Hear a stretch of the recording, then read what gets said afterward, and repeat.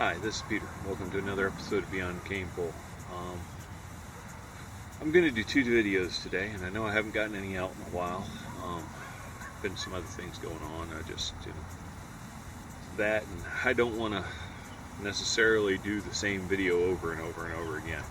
I see a lot of guys out there do videos, and then a little bit later on they do the same, pretty much the same video, cover the same topic again.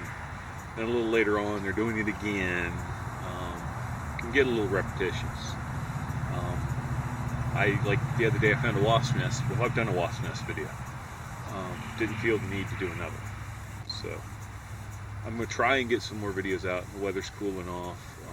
We have had some tropical storm run through. Most recent one, Julia, I think it was. I'm not sure. There was Hermine. There was another one. There. At any rate, it formed practically on top of us as a tropical storm inland.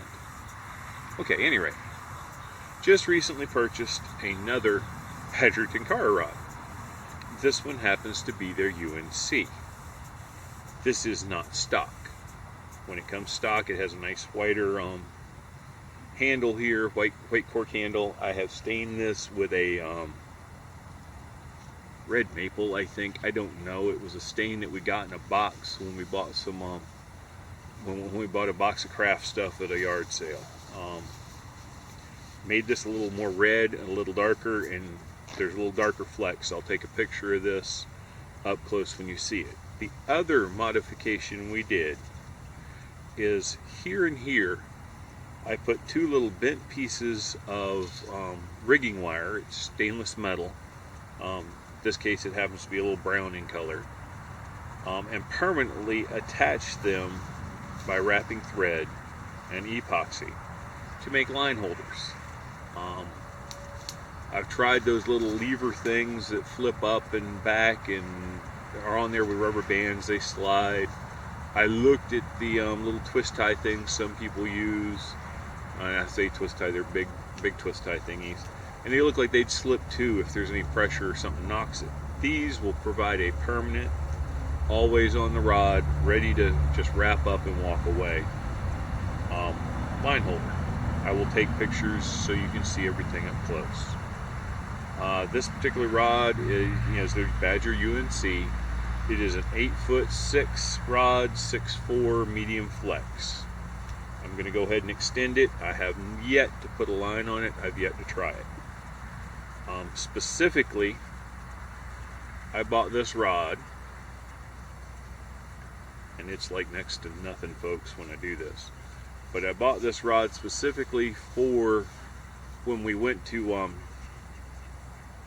North Carolina. We found that even the Bad Ax taken down was a little bit too long, even at its 9 foot, whatever, 9'6", I think, length.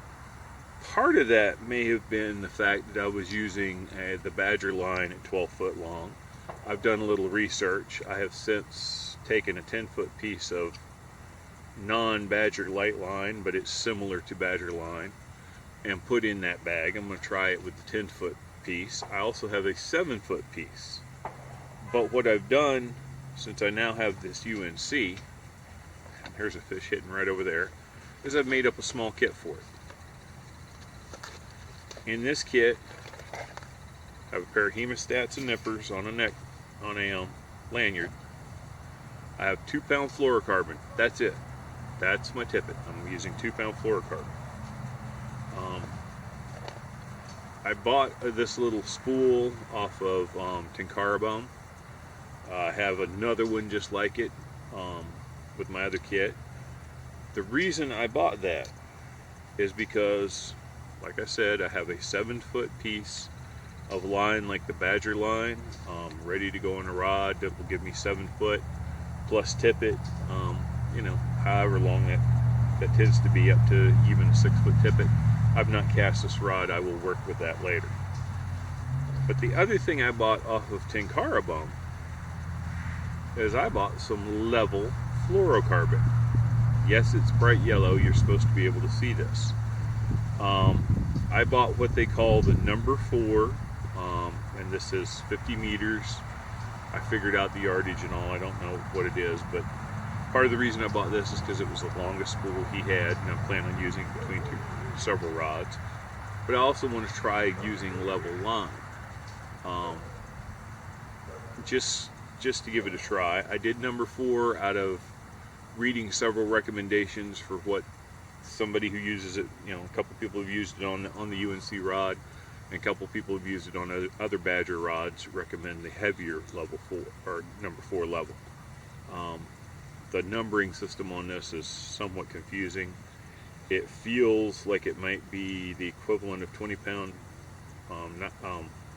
monofilament, but it seems like it's a lot stiffer. I've yet to use this. We'll use this at another time. The other thing, of course, you need in a bag or in a fishing kit is some flies.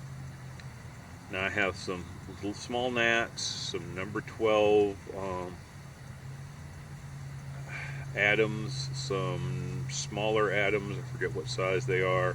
I've got some smaller, say size 12 or even 16 wet flies, a couple nymphs, just a small assortment of flies. I don't have a lot, and these are all my smaller flies because I'm going to use this to catch small brim, small trout, if we're in the mountains again, creek fishing. I didn't need to buy it, didn't have to buy it, but I wanted it because I wanted to try it out after finding that the rod I had seemed like it was a little overkill, or not overkill, but a little too big, too long, too unwieldy in some of the creeks I was looking at. It's not going to get a ton of use, but I just wanted to show it to you because I do have it and you may see it. And I really wanted to try putting the rod holders on it. I am likely going to do this with my Bad Ax rod. I'm also considering doing this on some of my extendable poles, just to see and just to have holders on there. Like I say, I find the ones that hold on with the rubber O-ring or rubber band pieces, whatever you want to call it, to just be not acceptable. So, like I say, there will be pictures of this rod, so you can see things up close, see what we've done to it. Look forward to using it. I'm not going to use it today. It's a little bit windier than I'd like it to be to use Tenkara. It's not extremely windy, but it's also threatening rain, and I wanted to get another video done. Okay, thank you for watching. Hope you enjoyed it. Stay tuned for more videos, and I will try and get out some other videos as soon as I can.